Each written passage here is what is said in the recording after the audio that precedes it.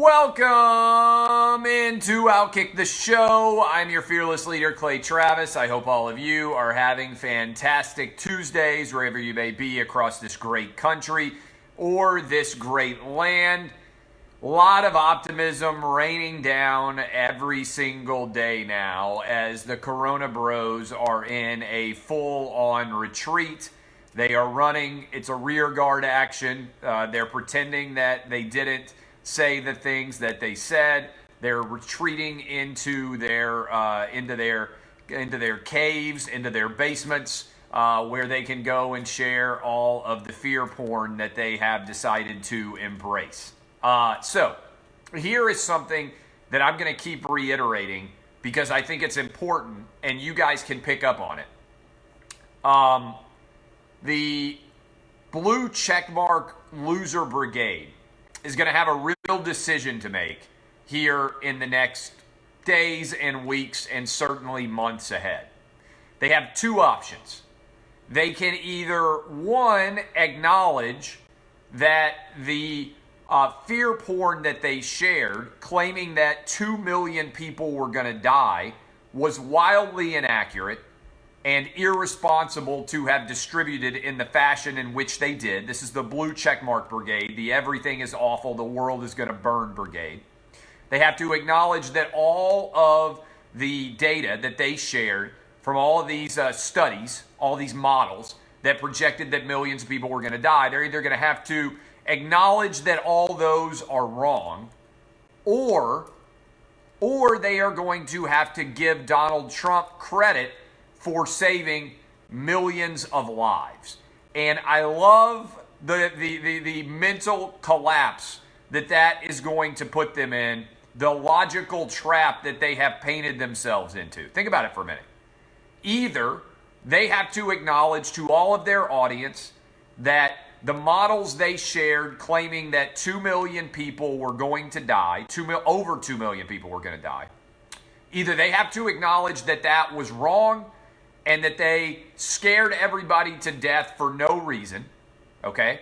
Or they have to acknowledge that Donald Trump saved millions of lives and that as president, he has been the greatest lifesaver in the history of America, at least going all the way back to Harry Truman dropping the bomb on Japan. Nobody else would have saved as many lives as Donald Trump would have, millions of lives. So they have painted themselves into a tiny corner where they have to pick one of two options. Acknowledge that the experts they put all their faith in were totally wrong and the models were broken, or they have to acknowledge that Donald Trump saved 2 million lives. Because the total number of deaths in America, even using the newest model, which is still wildly, I think, overproducing total deaths, is 80,000. That's the newest University of Washington model that everybody is sharing. Its most recent forecast has 80,000 total deaths from the coronavirus. By the way, that is the exact same number of people, ironically enough, who the CDC says died of the flu 2 years ago. Now, most of you probably don't remember anything about the flu 2 years ago that killed 80,000 people. Okay?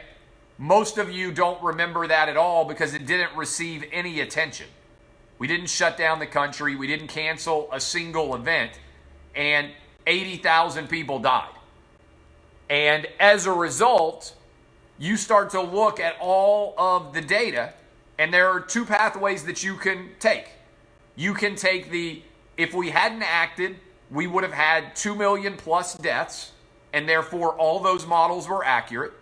That's perfectly acceptable if you want that to be your position. But then when a lot less than 80,000 people die, we're talking about Donald Trump saving 2 million lives based on his actions. And you could also argue that the models were broken, but that would require you to go out and acknowledge that everything you were sharing was broken. I think Donald Trump can put all these people into a contortionist logic puzzle where they can't even see out. And I think that's really one of the big stories here is so many people automatically hate Donald Trump that they've lost all control of their logic and faculties. They don't have any ability at all to think logically because they hate Donald Trump so much. And if you hate someone so much, it poisons your thought process. And I think that's unfortunately what's happened with a huge percentage of the population with their Donald Trump derangement syndrome. People get mad at me because I have a crazy take. I don't think Donald Trump's evil. I don't think Donald Trump is the worst president who's ever existed in the history of democracy. There are a lot of people who legitimately believe that Donald Trump is the worst leader that's ever existed in the history of the world. Like, they actually believe that. And as a result, it's leading them to make poor choices time after time after time. But positive here. Positive on the coronavirus. Today, Italy announced 3,039 new daily cases. That is the lowest number since March 13th. And that is 16 straight days of declining daily infections. In the United States, it appears that we're going to have an increase in death numbers today, in the 24-hour process. We'll know a couple of hours from now. But the overall trajectory, the numbers are not moving very much. We've hit a plateau in death, and we've been declining precipitously in total new daily cases. And we're going to be down for, it appears, pretty evenly, a third straight day of declining total new infections. And hopefully we can keep those runs continuing. Death lags the total new daily infection numbers typically because people don't die the day that they test positive for the coronavirus. They die, 10, 12 days typically into the future. So the total new daily deaths typically is going to be more than, it's going to take longer to flip than the total new daily cases. So just pay attention to it. All the numbers are moving in the right direction.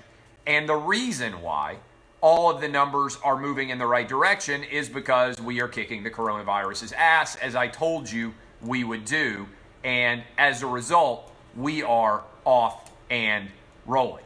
All right, several different things in the world of sports that are outstanding. Major League Baseball is talking about bringing its season back in May in Arizona. I don't know how many of you paid attention to this article. ESPN wrote about it. Jeff Passan.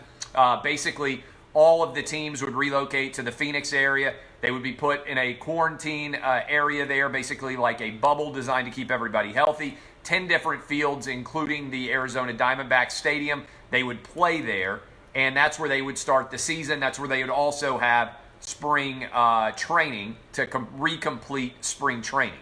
I think that's a likely solution. I don't think it will be required for very long. If you look ahead, most of the models have everything gone by the summer.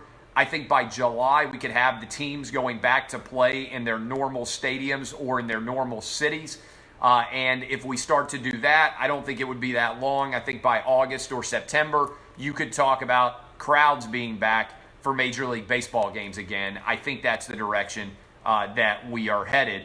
I would be surprised if baseball doesn't make that decision. Simultaneously, the NBA is exploring the idea of getting everything taken care of in their league and moving to Vegas. If they move to Vegas and if they get rolling there, it will be intriguing to watch. The ESPN is, according to sources at ESPN, the NBA and the NBA Players Association have been collaborating in assessing rapid response testing devices that in theory could yield accurate results within minutes, a process that represents a critical first step toward potentially resuming play. So the NBA working on getting its league put back together again and beginning theoretically in Vegas. The NHL is talking about getting underway in North Dakota. And as if this were not wild enough, the UFC, according to Dana White, he has access to a UFC Fight Island that isn't in the United States and therefore wouldn't require anybody to be entering the country. And he is planning, starting on April 18th, to do all of his events without crowds present from the UFC Fight Island, which sounds like a made-up reality show, but also would likely be wildly popular, and the UFC would officially be underway. Now, we had the PGA coming back with the Masters in November, with the PGA Championship in August, with the US Open in September. We now have the NBA working towards a return, Major League Baseball working towards a return, the NHL working towards a return, and basically the UFC already ready to go. We are going to be off and running, I believe, with every sport by June, maybe July at the latest. And as a result, one of the most fascinating aspects of this will be, I think the NBA is going to go ahead and flip their schedule. Because if you look at the NBA season, I think they will finish in sometime in August, and then they will restart at Christmas and go all the way back up through the long off season and into the playoffs until August again, which would mean they would be going all through the summer, which is a better calendar for sports, and I think is a really smart move for the NBA. It means they compete against football a lot less, and most people don't pay attention to the NBA until Christmas anyway. They own Christmas. It's the tip-off day for the NBA, and then you run all the way through the summer for the NBA Finals and the NBA playoffs. I think it makes a ton of sense. I think you have to give Donald Trump some credit for giving cover to all of these leagues deciding to come back. Donald Trump had a call with all of the commissioners on Saturday, and then on Monday, people ripped him. They said, what in the world is Donald Trump talking to all the different commissioners of sports for? To give them cover. Because then on Monday, all the news starts coming out. PGA, Major League Baseball, NFL continuing with everything. All of the news continued to roll out, and sports are going to be back. I believe in the summer, we're going to have a relatively normal summer. And the result is going to be a pretty awesome season for everybody. And again, I want to reiterate this, because I think a lot of people are missing this. 2 years ago, 80,000 people died of the flu. And no one out there at all even blinked. Players got sick, and as a result, they got healthy. And that was the way that everybody was treated. The flu, typically, in most years, including this year, kills more young people than the coronavirus does. I don't know how many people are missing this. There might be fear for older coaches. There might be fear for older referees. Things like that, I think, could be worth looking into. But if you are a young athlete, there is actually more danger to you from the flu in terms of what has killed young people than there is from the coronavirus. 180 people a couple of years ago, young people, kids, died from the flu. Almost no one young is dying from the coronavirus. And so this is, I think, worth paying attention to. And I got to give credit to Mike Gundy, who was one of the first people who has come out. Did you see this? Oklahoma State head coach Mike Gundy says, we're coming back. The Cowboys are coming back on May 1st is the plan. He talked for 20 minutes. He said Oklahoma State is getting ready for football. He expects their facilities to open up on May 1st. And he said the majority of people in this building, this is a direct quote from Mike Gundy, who are healthy, and certainly the 18, 19, 20, 21, 22-year-olds, they have the antibodies built up and they can fight this. We all need to get back to work. We need to test them. He said further, this is Mike Gundy. Mike Gundy got it right. We get people that get the flu during the season. We quarantine them. We treat them. We make sure they're healthy. We bring them back. It would be the same thing here, but at some point we've got to get back to work. We've got to get these guys back in here. And I agree with Mike Gundy. I think it's going to happen soon, and it's going to happen rapidly. And one of the things that Donald Trump did was he gave cover to all these leagues that are terrified of being criticized. And you know what happened? The PGA was the first person to kind of put their head up and say, hey, we're planning on a mid-June return. Here's the rest of our schedule. They threw it out there, and then they kind of ran and they waited to see what people were going to say. And people were excited. People like me were like, man, the Masters in November. That's going to be awesome. I could go to the Tennessee-Georgia game down in Athens on a Saturday, and then the next day I could go to the finals of the Masters. That sounds like an incredible time. That sounds like an incredible time to be able to be out there running around. This would be a phenomenal opportunity. People are ready for sports to get back. They're ready to get back to work. And we are going to be able to do that, I think, sooner rather than later. And again, we are right now peaking and beginning the downward path of the curve. The model that the White House cited has 80,000 deaths. We are nowhere near the numbers across the country that are required to hit 80,000 deaths. And so as a result, we are going to come in substantially beneath that, meaning that fewer people in the United States are going to die of the coronavirus this year than died of the flu 2 years ago. And I bet most of you don't even remember that flu season because you just didn't even hardly pay attention to it at all. And so as a result, maybe half as many. We don't know what the final numbers are going to be, but substantially less than 80,000 people are going to die based on the projections that are out there right now that the White House is citing.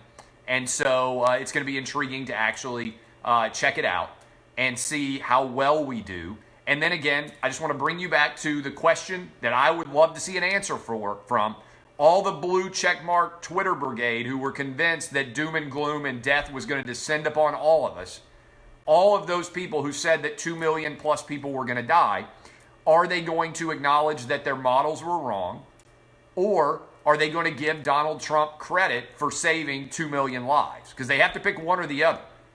Either the models were wrong and they hate Donald Trump and he still did an awful job and they should have to apologize to everybody for what they shared, or Donald Trump did an amazing job and saved millions of lives. They're going to have to pick a side, one way or the other. I love all of you. My name is Clay Travis. DBAP unless you need to SBAP. Things are rolling. We're going to be back better than ever in America in the summer. If you are unfortunately unemployed, if your small business is suffering, know that when Americans are given the A-OK, and I think that could come as soon as May 1st, people are going to come pouring out of their houses. They're going to rush out to the businesses, and they are going to drive this economy back in a very, very positive direction in rapid and short order. I love all of you. My name is Clay Travis. DBAP unless you need to SBAP. This has been Outkick the Show. I'll be live tomorrow, 6 to 9 a.m. Eastern on Outkick the Coverage nationwide, Sirius XM channel 83. You can listen to us anywhere, and you can download the podcast. We had our best month ever in March, headed to the best month ever in April. Same thing was true for this show. Never had more viewers. I appreciate all of you. This is Outkick the Show. Kisses. See y'all. Love you. Thank you, Facebook. See y'all.